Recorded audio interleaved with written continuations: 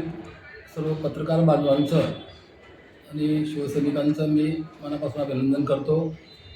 मित्रांनो, आज 6 डिसेंबर बाबासाहेब आंबेडकर साहेबांचा निर्वाण दिन, त्यांच्या स्मृतीचा अभिवादन करतो. नुकत्याच आता नगर परिषदेच्या निवडणुका पार पडल्या आहेत. सुरुवातीपासूनच आम्हा पदाधिकाऱ्यांचा प्रयत्न होता की आपण संपूर्ण जे 14 वार्ड आहेत त्यासाठी 28 उमेदवार द्यावेत. पक्षाकडून तसं काही आता मला ठोस आश्वासन मिळालेलं नव्हतं. आपण तयारी करा, प्रचाराच्या दरम्यान आपण बघू, अशा पद्धतीचं एक आश्वासन आम्हाला मिळालं होतं. आम्हाला जवळजवळ 13 वार्डमध्ये 13 जागी उमेदवार मिळाले. त्यातील 2 उमेदवारांना प्रॉब्लेम आला आणि त्याच्यामुळे शेवटी आमच्याकडे 11 उमेदवार उरलेत. संपूर्ण जळगाव जिल्ह्यामध्ये जवळजवळ 123 उमेदवार पक्षामार्फत उभे होते. जिल्हा प्रमुखांनी मुंबईमध्ये पक्ष प्रमुख इतर व्यक्ती सगळ्यांच्या सोबत संपर्क साधला. त्यांच्याकडनं काही त्यांना तेवढा हे मिळाला नाही, प्रतिसाद मिळाला नाही. जिल्हा प्रमुख जेव्हा या ठिकाणी आले तेव्हा त्यांनी सांगितलं होतं की बाबा आपण उमेदवारांना काही तरी फुलणी फुलाची पाकळी देऊ. नंतरच्या काळामध्ये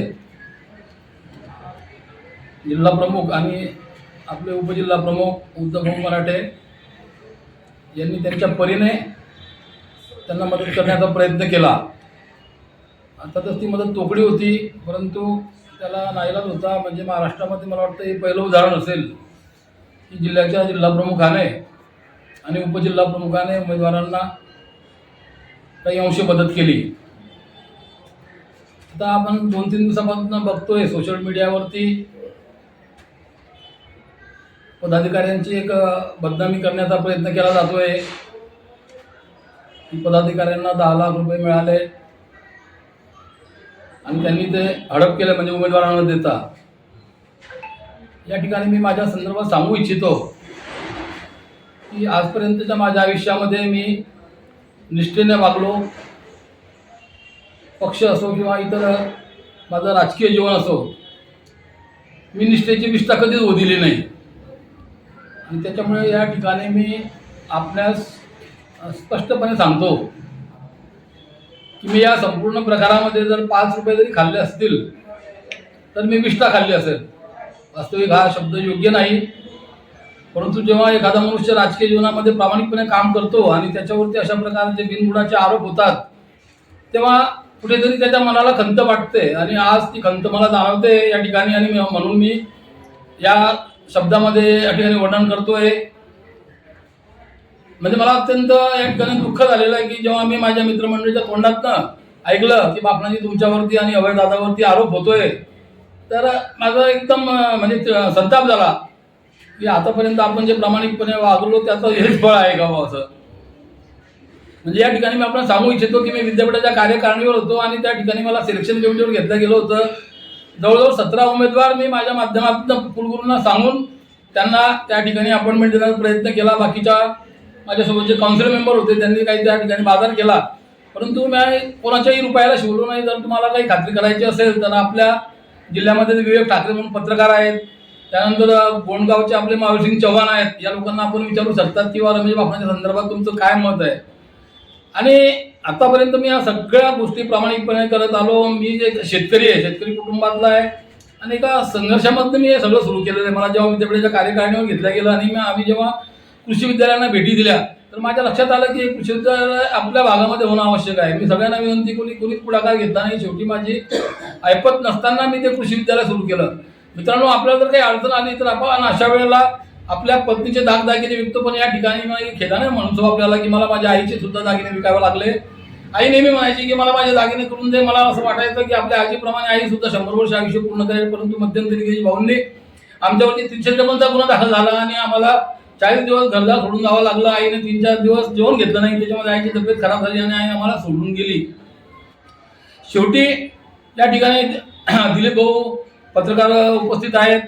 मला कुठेतरी ती खंत होती की आपण आईच्या बांगड्या मोडल्या तर आपण आई जिवंत असताना ते देऊ शकलो नाही. तर आदरणीय उद्धव साहेबांचा वाढदिवस होता 2 वर्षा अगोदर. त्यावेळेला मी माझ्या मराठी शाळेतील विद्यार्थ्यांना बरोबर 29,000 रुपयाचे दप्तर, पाटी, पेन्सिल वगैरे सगळं साहित्य दिलं. तेव्हा कुठे मी त्या आईच्या ऋणातनं मुक्त गेलो. म्हणजे सांगण्याचं तात्पर्य की मी या राजकीय जीवनामध्ये, सामाजिक जीवनामध्ये आतापर्यंत अत्यंत प्रामाणिकपणे वागत आलेलो आहे. मध्यंतरीच्या काळात जेव्हा आमदारकीचं इलेक्शन होतं तेव्हा मला तर मोठी ऑफर मिळाली की तुमच्या गोशाळेला मी मोठी मदत करतो, तुम्ही आप्पासाहेबांकडे या. परंतु मी ते नाकारलं मित्रांनो. मला काय ती रक्कम फार मोठी होती, माझ्या गायींचं माझ्या हिशोबाने कल्याण झालं असतं, परंतु मी ते टाळलं मित्रांनो. आज मी तुम्हाला सांगू इच्छितो की मी मार्केटमधनं 3 रुपये शेकड्याचे पैसे घेऊन त्या गायींची सेवा करतोय. मध्यंतरी मी 5 एकर जमीनचा व्यवहार केला गायीच्या संदर्भात. जेव्हा मला आज दररोजचा 5,000 रुपयाचा खर्च आहे, 3,000 रुपयाचा चारा आणि 2,000 रुपयाची मजुरी. आणि आजकाल दान देणारे दानदाते कमी झाले. गोसेवा आयोगाकडनं तुटपुंज मदत मिळते, 40 गायींना मदत मिळते. माझ्याकडे 91 गायी आहेत, म्हणजे त्याच्यामध्ये त्यांना परिपोषण होणं शक्य नाही. तरी सुद्धा आम्ही कसं तरी आटापिटा करतो, गोवऱ्या तयार करतो आणि ते संसारात देतो आणि त्या गायींचं चारा पाण्याचा खर्च भागवतो. तर या ठिकाणी मी पुनश्च सांगू इच्छितो की असं कोणत्याही प्रकारचं या ठिकाणी 10 लाख रुपये वगैरे कोणाकडनं मिळालेले नाहीत. 10 उमेदवार होते, त्यांना प्रत्येकी आम्हाला जे शक्य होतं ते आम्ही द्यायचा प्रामाणिक प्रयत्न केला. त्याच्यामुळे ज्याच्या काही डोक्यामध्ये हा विचार असेल त्याला माझी हात जोडून विनंती राहील की बाबांनो, हे तुमच्या डोक्यातनं काढून टाका. आणि म्हणजे कसं होतं, अशामुळे काय होतं, जो काही प्रामाणिक मनुष्य आहे तो मागे येऊन जातो. म्हणजे मी आज तर असं मत पक्क करून घेतलं होतं की आज आपण जाहीर करून द्यायचं की बाबा माझा आता वय 72 झालेलं आहे आणि कुठेतरी माणसाने राजकारणात थांबलं पाहिजे. तर मी आज ती स्पष्टपणे भूमिका घेणार होतो, परंतु माझ्या सहकार्याने सांगितलं की बापनाची जिल्हा परिषदच्या निवडणुका 1-2 महिन्यामध्ये येत आहेत, तुम्हाला आमची हात जोडून विनंती आहे की तुम्ही अशा प्रकारचा काही निर्णय घेऊ नका. नाहीतर मी माझा निर्णय आज फायनल करून घेतला होता की याच्यानंतर आपण सार्वजनिक जीवनामध्ये एक शिवसैनिक म्हणून काम करायचं. कुठेही पक्षाचं कोणतेही पद घ्यायचं नाही, जे काही पद आहे तेही सोडून द्यायचं.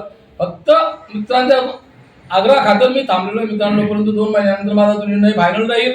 या ठिकाणी जर या मुलाखतीमध्ये माझ्याकडनं काही चूक झाली असेल तर मी आपल्या सगळ्यांची माफी मागतो. पुनश्च जाहीर करतो की मी असो किंवा अभय पाटील असो किंवा उद्धव असो किंवा